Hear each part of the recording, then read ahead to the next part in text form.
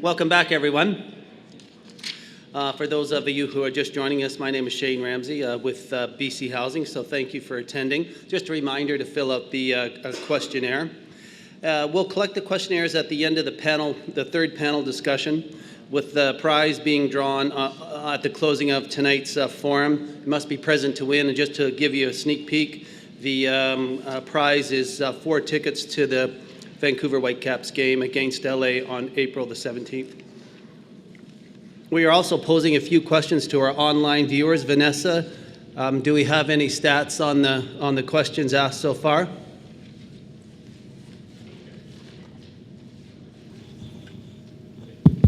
Hello. So just to give some context for our online viewers, from one poll, we can let you guys know that 40% plan to buy within 1 year and 60% plan to buy within the next 2 to 3 years. Great, thank you.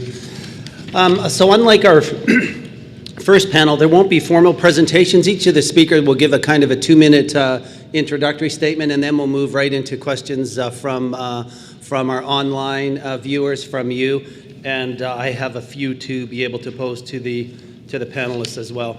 So just briefly introducing our panel. On the far left is Elisa Aragon. Elisa is an award-winning 6-year member of the Homebuilders Association of Vancouver. She is the go-to expert for all of her clients' financing needs. She understands the construction industry as a result of extensive and varied career experiences with high-profile companies, including Polygon Homes, Lettingham McAllister, the Quig Group, and Hollyburn Properties. After more than 15 years in the real estate industry, Elisa obtained her mortgage license from the University of British Columbia and started her own business in 2011. She recently established Bridgestone Financing Pros with Dominion Lending Centers Mountain View Limited. Second speaker is on my immediate left is Clint Grayson. Clint is the District Vice President in Metro Vancouver with Home Equity Bank and holds the position of President of the BC Lenders Group Association, BC's largest association of banks, credit unions, monoline lenders, private lenders, and mortgage insurance providers. He brings more than 30 years of business experience in a broad range of disciplines. Clint has qualified for Home Equity Bank's highest recognition ranking of the President's Club for 2014, 2016, 2017, and the Gold Club in 2018. Our final panelist tonight is Chris Becker. He is a partner with Kuhn LLP. His practice is primarily focused in the areas of business law, real estate law, development, and charities. Chris acts for clients of various industries, including construction, manufacturing, and intellectual property. He has experience in advising clients on significant business transactions, including mergers and acquisitions, shareholder agreements, and complex corporate reorganization. He acts for a number of land developers in both the private and charitable sectors, which work includes rezoning, subdivision, and financing. Chris also provides advice to numerous large and small charities and assists nonprofit clients in the incorporation and charitable status application process. So welcome to all three of you. Maybe we'll begin with you, Elisa, and just a 2-minute overview. Any thoughts about tonight, recent developments? So take it away. Sure. Thank you, everybody, for coming. It's been definitely a lot of changes in the mortgage industry in the last few years. Bank of Canada did increase their bank rate over the last couple of years. However, the good news is today they announced in WAS, because of the stress test and the different guidelines and mortgage regulations, it has definitely slowed down the market a lot more than they expected. So as Scott was mentioning, and it's definitely a buyer's market, and a lot of clients haven't been able to qualify anymore because of the stress test. A lot of first-time buyers have really, some of them are out of the market just because of the qualifying and the interest rates. So it's been really, really interesting in the last little bit. So the Bank of Canada announced today that because of the slowdown in the economy and as well with the impact that it has caused in the housing industry, they're going to be unlikely to increase prime rate in the next year. So that's good news. This definitely affects more when you're looking at a variable or adjustable rate. That means that if the Bank of Canada increases the rate, it means your monthly payments are going to be going up. Because of the changes and the slowdown in the economy, one of the things that has happened is fixed rates started climbing up. However, in the last, I would say about a month and a half, they started coming down a little bit. They're not in the historical lows of almost like the low 2%. However, they're still very low. In 2005, you were looking at around interest rates around 5.34. So right now, interest rates are around the 3.5%, which is not bad. The thing I would say is that's the only thing we normally know. It's interest rates, right? What's the lowest interest rate? When a client tells me that is not really about the interest rate, it's about finding the best mortgage with the best rates and the best terms, because the rates are not the only thing you should look at.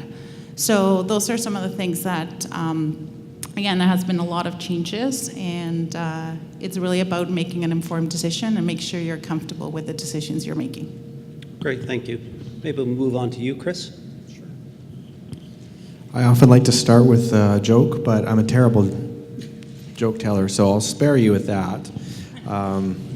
So I'll just pop into a couple things. It's kind of like shooting in the dark, not sure exactly what kind of questions that you have. I'll be around later if you've got some other questions, but some of the things that people want to know is, what's their lawyer going to do for them? What can a lawyer do for them? So I'll just go through a couple of little things here. So if needed, sometimes your lawyer can draft your contract of purchase and sale if you're not using a realtor, but that's not always the case. You're typically using a realtor. One piece of advice I would give you is if you want a lawyer to look over your contract, don't sign it and make it binding first, because I get that a lot. People will have a binding contract, bring it to me and ask, what do I think? Well, they're already bound to it because they signed it, the seller signed it, it's a binding contract. So any changes that we can make are really just gratuitous. Everybody agreed that, oh yeah, we overlooked something, we should change this. So if you do want a lawyer to look at it, do it before you sign it. So lawyers will sometimes review the contract for you. They'll also search the title for charges that the vendor would remove. Typically, they're going to get rid of the mortgage that they have and you'll put on your own mortgage. They'll look at sometimes if there's easements or covenants, rights of ways, that kind of stuff. They can help you understand that. A couple of things that you might want to think about if you are buying a property is what kind of subject clauses might you put in, like what kind of conditions would you want? Typical ones would be probably a home inspection, financing. If you're buying in a strata, you might want to have your realtor or your lawyer have a look over your the minutes from the meetings of the strata, that kind of thing. They may want to look at the contingency fund, make sure that you think that that's pretty whole. And yeah, so those are a couple of things that you want to use probably for subject clauses. They can be as specific or general as your circumstances will dictate. I think that's about all I'll say for right now. Great, thanks, Chris. Turn it over to Clint for some brief comments. So for those of you who haven't heard of Home Equity Bank, Home Equity Bank originally started out here in Vancouver. It was originally called the Canadian Home Income Plan. It was founded by a man named William Turner, who at the time was looking at the Canadian marketplace, and he recognized very early on back then that there was something that was missing in the marketplace with respect to the aging population. Thought processes back in the 80s were very much revolved around the boomers and servicing them. What did that look like in the future? And what he recognized is there was an opportunity to help Canadians when they moved from that transition. And I think we had heard one of the speakers in the last panel talk about the empty nesters. Well, what happens when those empty nesters make that transition? They've either already downsized or they've decided to age in place in their home. And how are they best going to live the retirement that they dreamed about? Something has happened over the last 35 years. Life expectancy has far surpassed any projections. So a lot of Canadians, when they were originally putting their retirement plans in place, life expectancy was 5 to 8 years in retirement. So they could have had the best plan in the world, had a 10-year plan in place that they knew was really going to make a difference for them. But the world changed around them, and in good ways. Medical advances came along, and access to food, good quality food improved, and life expectancy extended. Fast forward, the Canadian Home Income Plan in 2009 became a Schedule I bank, which is the highest level of bank in Canada. And in Canada, we are a very governed industry. For those of you who all know that have been around, we all lived through 2008, and the Canadian banking industry is one of the banking industries in the world that actually weathered 2008, 2009, with flying colors. From our product perspective, what we really do is individuals who want to age in place, we give them access to the equity in their home. There was a great study that was done, an Ipsos survey on retirement in June 2018 of last year, where they talked to 1,350 retirees. And one of the questions that they asked those 1,350 retirees was, what are your living plans? And 93% of respondents said they wanted to age in place. Okay?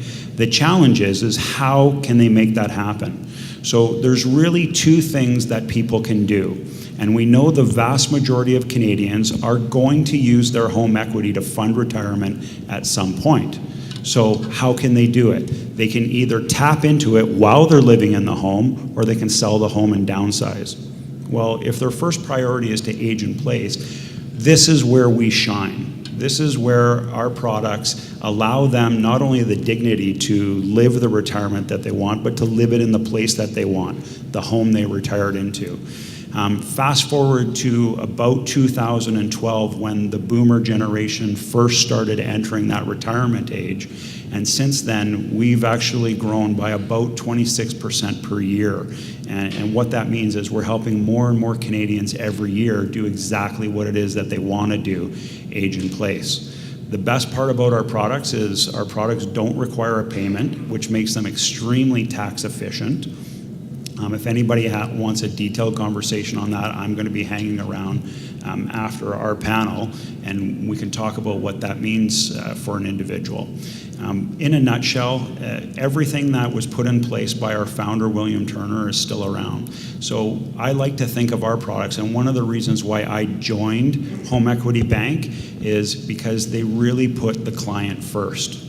Okay, whether it's the fact that they put on their products a fair market value guarantee, which helps protect the estate, spousal protection, which is a distinct difference from the way lending has been going traditionally under principal and interest and home equity lines of credit type products.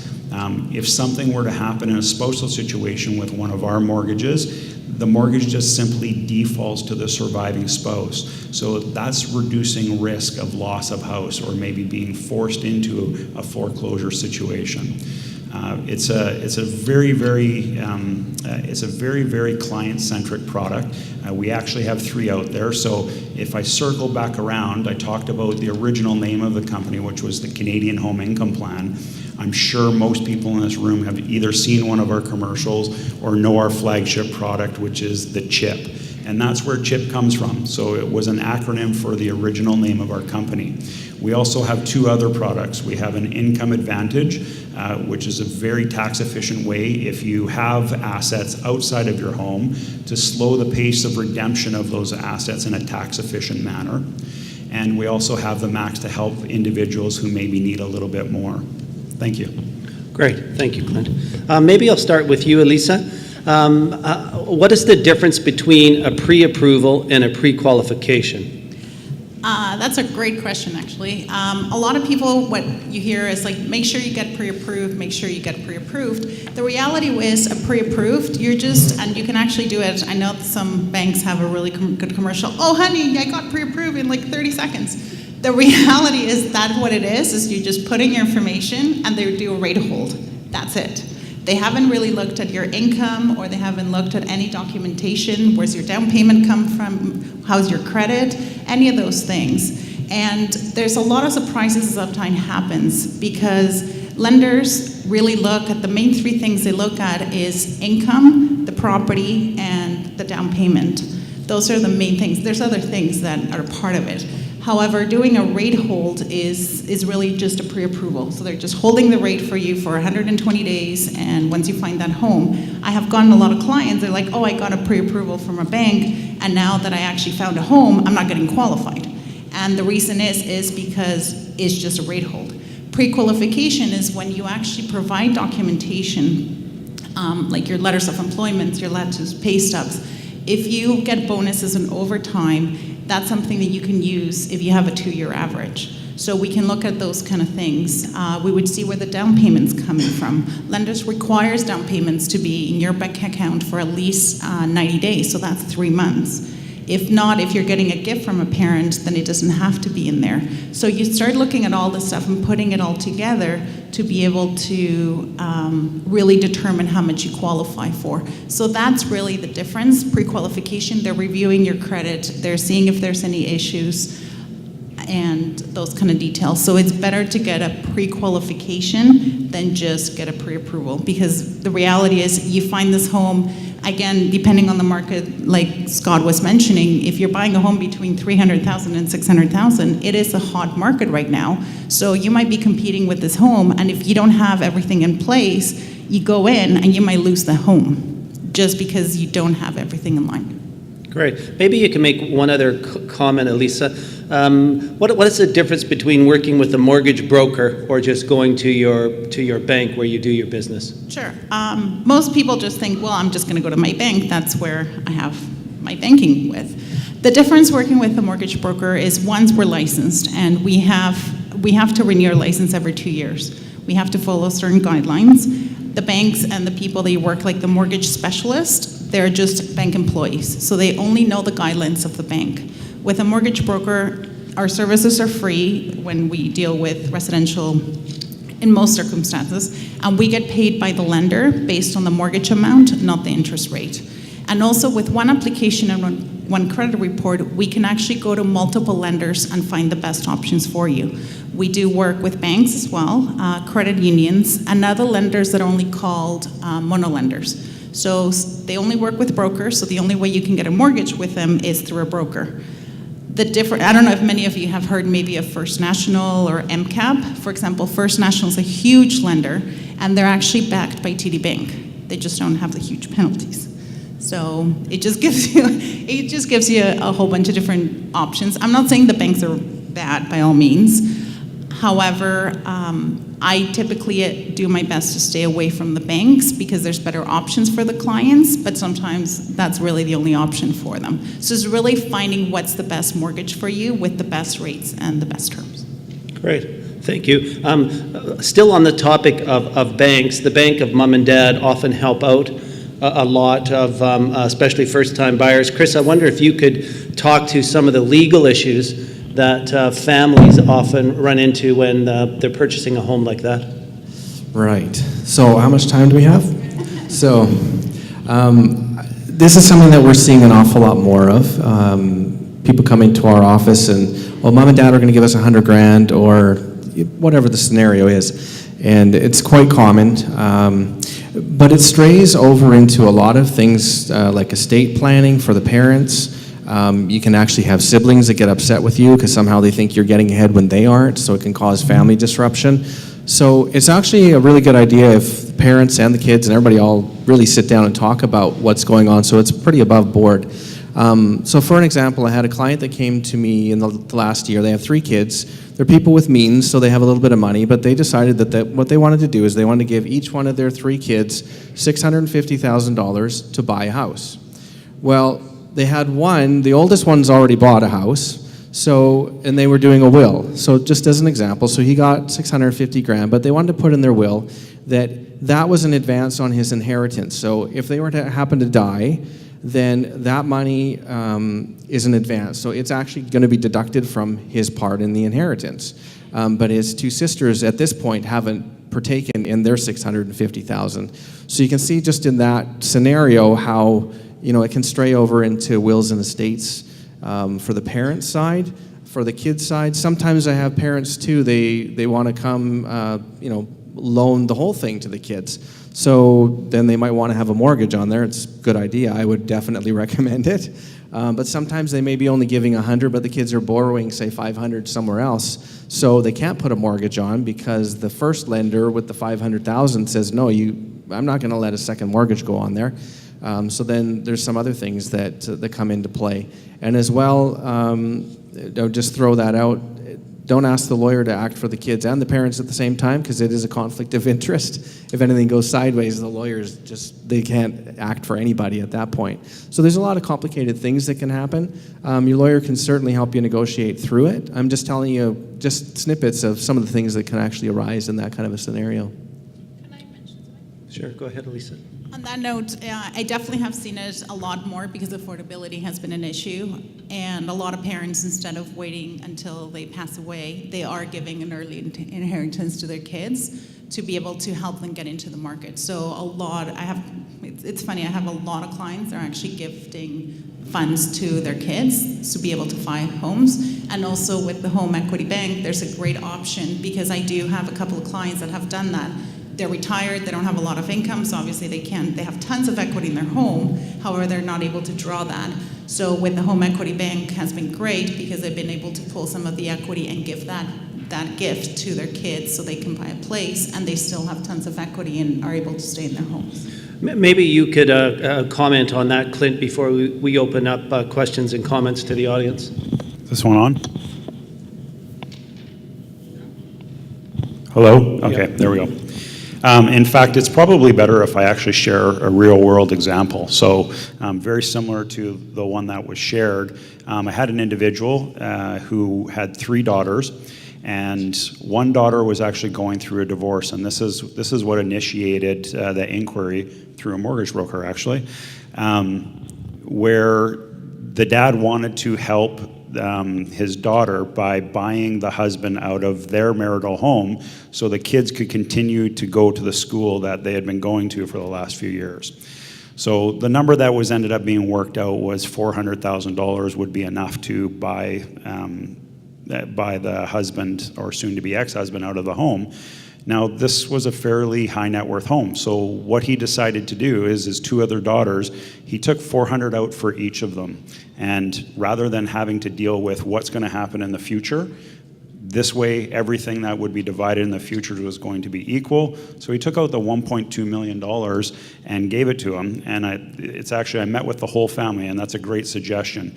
I always encourage children to be part of our conversations.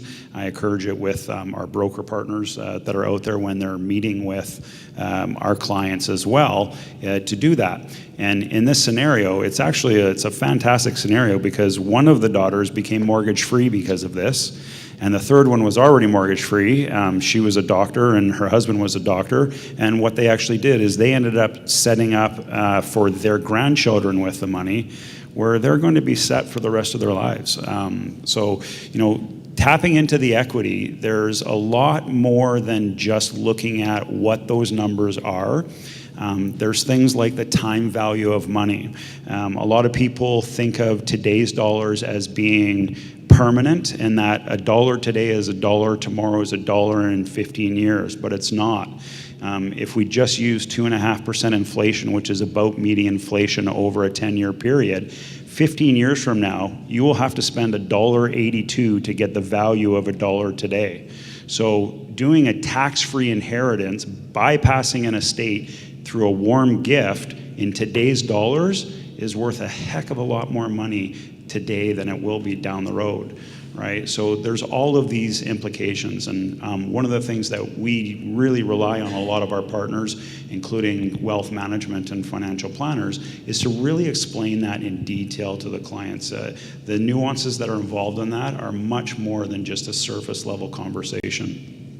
Great, thank you, Clint. Maybe we'll open it up to the audience. Questions about legal matters when buying real estate, financial matters, mortgages. We haven't really touched on mortgage loan insurance, so if there are questions about that, I'm sure that our panel could address those as well. And the whole kind of explanation of a stress test, exactly what it is and what the percents are, we'd be happy to respond to that too. So opening it up to the audience in person or online for comments, questions.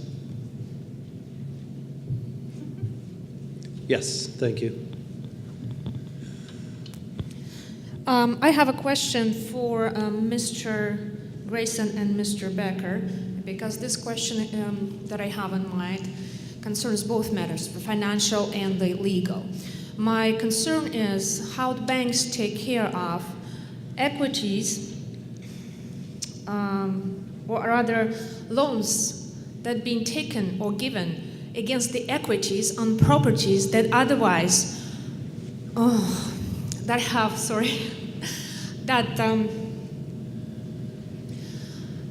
are in a state of in need of repair. If banks allow the equity against the properties that needs repair to be borrowed to buy new property instead of repairing the existing ones and improving the rental situation of existing tenants, or legalizing the suites that properties probably have, in most cases they do, I feel that this is very ethically sensitive matter that otherwise would improve rental situation and will apply or incline responsibilities towards the homeowners that do unethical borrowing.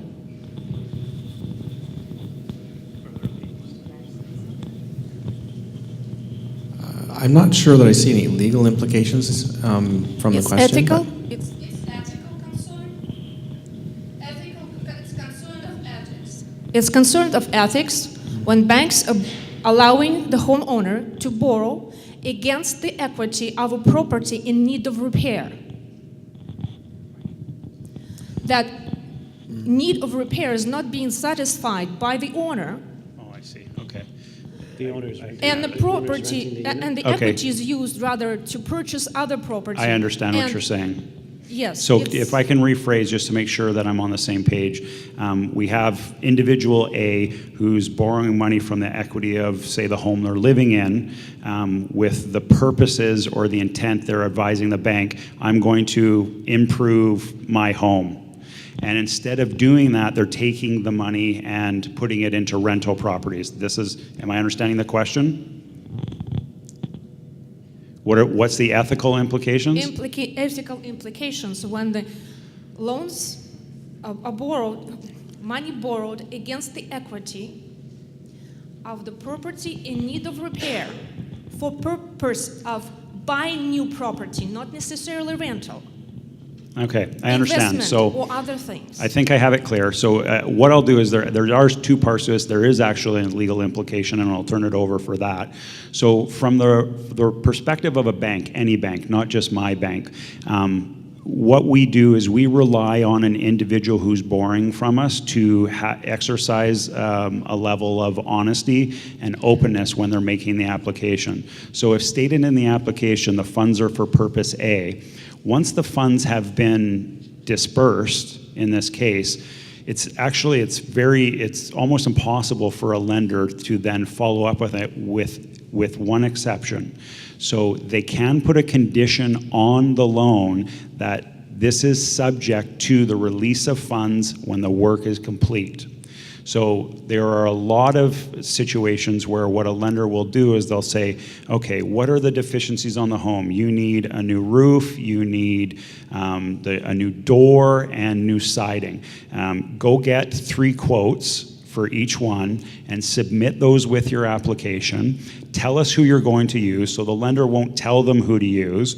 But what they'll do is they'll approve that, and what they'll do is they may release some funds to help with the beginning of the project, but they won't release all funds until they have proof that the work has been done, and that's typically handled through an appraisal. So what'll happen is the bank will send out an appraiser and do an evaluation of the property to get a current condition of the property. And then before they'll release any more funds, they will go and get either, if it's a staged repair or staged work, they'll release certain points along the way, but they won't release them all until that work is complete. Now, if somebody doesn't notify the lender and it's not picked up in the appraiser, the lender unfortunately is kind of holding the bag there, because the due diligence for the lender is the appraisal, right? What would happen is if there wasn't something disclosed and the appraisal takes place, the appraisal is going to show the bank that, and the bank is going to say, or the monoline lender is going to say, hold on here. There are deficiencies here that are going to be part of this transaction and deal. But that is always going to be limited in scope, especially in the Vancouver market where we're looking at homes that are, a median value of a single family detached is about 1.5 million. Equity can be released $500,000, $600,000, $800,000 against that. There may be deficiencies that are $50,000 worth of work. That is still going to give them access to an awful lot of money. I guess the question is, if you're looking at a strata, obviously the property management company and everything, there's the documents and everything else, then the strata has to decide what they're going to be fixing. If you're talking about a single family home, the reality is the lender will say, okay, you know what, the house is not in very good conditions, we're only going to lend up to this amount. So the lender really is not able to control what those funds are used to, ones like Clinton said, once they're released, right? So those are the different things. I mean, yes, everything's based on an appraisal. There is a program that is called Purchase Plus Improvements, which in that case is they can include the cost of renovations into the home. However, the lender will not release those funds until the renovations are done. So they're given to the lawyer or the notary, and they stay there until all the work is complete, and then they will release those funds, because specifically those funds were for renovations. However, if they're just going and refinancing and taking equity out, the reality is they can use the funds whatever they need for. However, lenders nowadays have restricted on the amount of money you can take out equity. So most lenders, the maximum they will take out is about $200,000, but they just won't give you $200,000 cash. You have to say what the money's for. So in that case, yes, you provide quotes and you do everything else. However, once that money's released, at the end of the day, if the client does it or doesn't, the lender doesn't do it. They're not following up to see if they did it or not. Does that help? Yeah, I see. It's just more of an ethical question than. Yes. Yeah. Chris, did you want to weigh in on that one, or? The only thing I was going to say was that if it's a condition of the loan for the bank and they determined that the home, I guess the borrower didn't use the money for what it was supposed to be used for, they could deem them to be in default and call the loan in. And that would certainly put a shockwave through that owner and that borrower. Great, thanks, Chris. Other questions from the audience or anyone online? Yeah, Vanessa, we have one online.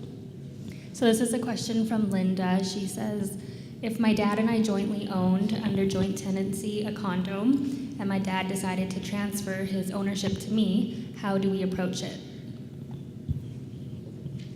That's not an uncommon thing to happen. As joint owners, it's really not that difficult to do. Even if you were a tenant in common, your father could transfer it to you. As long as one of you has been living in that home as your principal residence for 6 months, you can do it on a transfer tax-free basis. And as well as that, you just basically pay the transfer costs, whatever that would be, for a notary or a lawyer to draft up the paperwork and register it at the land title office. Probably around the $500, $600, $700 mark, depending on who you use. And on the lender's side, the daughter would have to debt service that mortgage completely on her own in order to be able to take the data out of the mortgage. So if she's not able to service that mortgage on her own and qualify with the new stress test, they wouldn't be able to do it. And also there has to be enough equity to be able to do that. Can I add one thing to that? The thing to be aware of as well, when we come across instances where this is, just make sure that I would use a lawyer in this case because, and I would recommend getting independent legal advice for the dad. Because what can happen, especially if there's other siblings, and I don't know the scenario here, is it can create issues upon the passing of the parent. Was something untoward done, and it can create challenges with the estate. So just be aware of that. Independent legal advice is always a really good tool. I don't know who the lawyer is here. This guy's pretty good. I would just add on to that, sort of piggybacking on my comments before about parents and the wills. That's a really good comment. So if Dad wanted to give his half of the property to his daughter, he should make that really clear and maybe even do a gift letter, like an affidavit that he swears with a lawyer saying, I meant for this half to go to my daughter as a gift entirely. It's not going to be taken out of her will or her part of her inheritance, or however they want to structure it. But it would be really good because many people are very secretive about that. So the siblings, if there are some, come along later on, well, I didn't get a half a house from Dad. And then there's, issues between them. So it would be a good idea, really, to do an affidavit. On that note, too, I do have a client that she wasn't able to qualify to buy her place on her own, so her dad co-signed for the mortgage. So both of them are on title. However, if the dad has to refinance or wants to do something with his own property, he's still, even though he's part owner of the property, he still has to be able to qualify using the other mortgage is included in order for him to qualify. So even though he's not paying the mortgage or anything else, but he is on title of another property, he is still fully responsible, and he has to debt service that mortgage payment completely on his own, even though the daughter's there. Great. Thank you for that. Other questions? One over here. Just get the mic to you. I know it was mentioned that the Canadian banks did quite well during the 2008. In the last 3 years, we've had some federal intervention into the lending. I'd like to each of one of you, if there was one to roll back to get things more on track, which one would it be? Why don't we start with you, Elisa? Definitely one of the things that because the house market has slowed down, one of the things that they're sort of considering, they haven't made any decisions if they're going to go through it or not, they're looking at extending the amortization period. So right now, if you're putting less than 20% down, the maximum amortization period for you to be able to qualify is 25 years. So as interest rates keep moving up because of the stress test, when you're putting less than 20% down, you have to qualify at the benchmark of Canada, which right now is at 5.49. Doesn't mean you're paying that interest rate, but you have to qualify at that. So they're looking at extending the amortization period to perhaps maybe 30 years. For the stress test, when you're putting more than 20% down, you're qualifying at the contract rate plus 2%.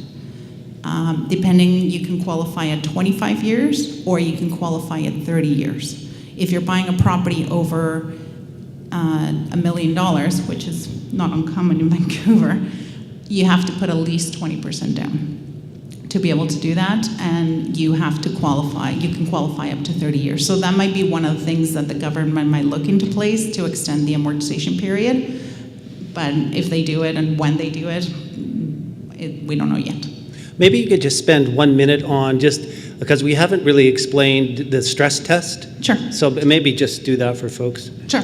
So since the stress test came, the first one obviously affected first-time buyers. So for example, the rate right now could be, 3.49 if you're putting less than 25 years. So as I mentioned, you're qualifying at the benchmark of Canada, which currently is at 5.49.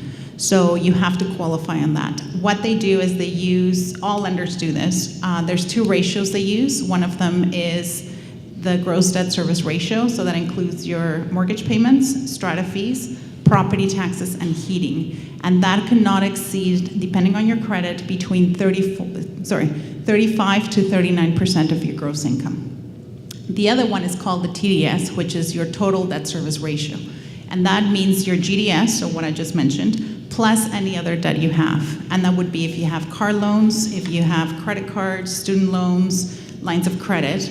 And again, depending on your credit, you cannot go more than 42 to 44%. That is of your gross income, not your net income. So those are how they qualified. So again, if you're a first-time buyer putting less than 20%, you're looking at a 5.49. If you're looking at buying a property with over 20% down, you can either buy it as is called insured, so you don't pay the insurance, however the lender pays the insurance, And that means that you're qualifying at 25-year amortization, right? The rate is a little bit higher. And then if it's called uninsured, so again, any property over $1 million, because they cannot be insured through CMHC or Genworth, then you have to put at least 20% down, and you can qualify at 30-year amortization. And the stress test for that is the contract rate plus 2%. So since the stress test has happened, there's actually 4 different tiers of rates. So again, it's not the lowest rate. So the lowest rates you'll ever see is when you're putting less than 20% and you're qualifying at 25 years. The next tier up is when you're putting more than 20% and you're qualifying at 25 years, and also depending on how much money you're putting down, say the loan to value. And then the next tier up, you'll see if you're refinancing your home or you're qualifying at 30 years. And the next tier up is if you're buying a rental property. So it's not just straightforward the rates, it depends what you're actually doing. Great. I know, it's a lot of Thanks. information. I'll get back to the original question. So the original question was, what one thing could government do? And so we looked at extending the amortization periods. Chris or Clint, anything to add to that? I don't have an awful lot. I think these two probably have more to say. I'm just not particularly a fan of the speculation tax. And I wish that our property transfer tax was not just put into general revenue. I know those are provincial things and not federal ones, but I wish our property transfer tax was put into some other fund that would do something to keep the cost of land down or something like that. From my perspective, it's going to sound political, and it's not meant to be. The problem is the impact of the various things. We've had multiple changes over the last 5 years. With everything, 5 years ago, you could get a 35-year amortization, and then it was lowered to 30, and now to 25. We've had speculation tax, we've had foreign buyers tax, we've had vacancy tax, and now a luxury tax. We've had a $1 million cap put on the portfolio. So to say which one thing can help the market, I don't have an answer for that. Because we don't know the incremental effect of each individual aspect. It's a cumulative thing. So which one do you remove that is going to fix it? That's way beyond my mental capacity. But what I will say is this, is, I don't remember who it was in the previous panel, is things that you're concerned about, be vocal. Talk to your representatives, right? They don't have the answers, but they become your voice. So what I would recommend you do, whatever your situation is, wherever you are in the buying life cycle, whether you're an investor, a first-time buyer, an upgrader, or a downsizer, just have a look at your specific situation and talk to a professional. I would highly recommend a mortgage broker, because they are the ones that are going to help you through the minefield that's out there. There are more regulations governing mortgages now to a factor of 10-fold than just 15 years ago. So you need a professional to help walk you through how your situation meets the need. And that's my quasi-political answer to that. Thank you. We can take one last question, either in the room or online. I'll go to somebody new, and then you can come up and talk to the panelists after. I've got a big voice. Okay. Hi. I think, Clint, this is for you. I think you're the one who mentioned the tax benefits and implications of doing a gift as opposed to waiting and having your children inherit at the time of death. Can you talk about that a little bit more? I think you might have to say something about that as well, but there are tax implications. So, upon death, the realized tax is what's available on the estate. If an estate is worth more than $25,000, it has to go into probate. Probate is approximately 1.4%-ish, I think, right now. 1.4%, which it sounds like a lot when you're talking about estates where a house is worth $2 million now. But in the grand scheme of things, and this may circle back around to one of the questions that was asked from the online buyer, is, there sometimes are implications of having a child on title with you. If it's if it's a child that's not living in the home, there's potential capital gains taxes that could be applied to half of the home. And I mean, for the average Canadian, capital gains is somewhere between 35 and 37.5%. That's a lot more than probate. So this is where talking to a lawyer, a real estate lawyer in conjunction with an estate lawyer is very important. From the time value of money perspective, gifting money to your children now is tax-free. If you can access the money some way in a tax-free manner, then if it benefits your children now, that's a real benefit to them, right?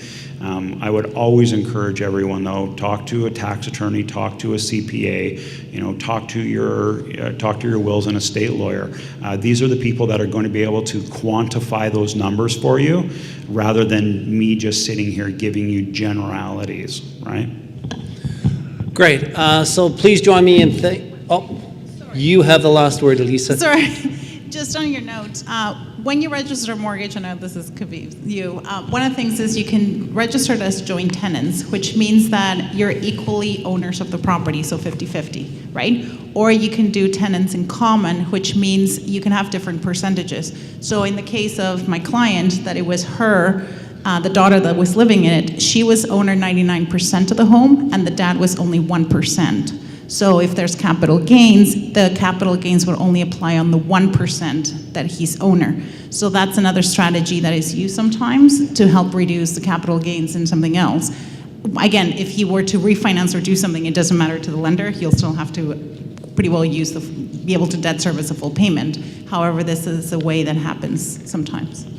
Great. So with that, please join me in thanking, Chris, did you have a last word? You were picking up the mic?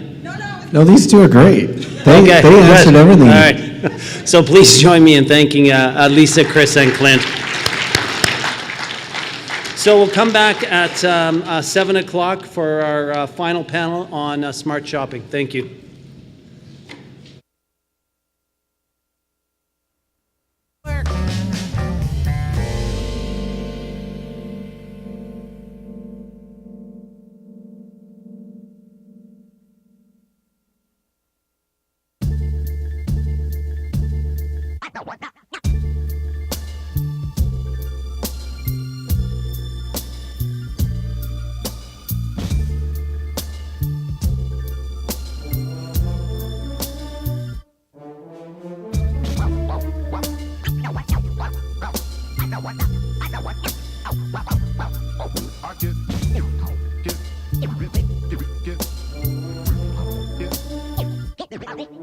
Can we talk about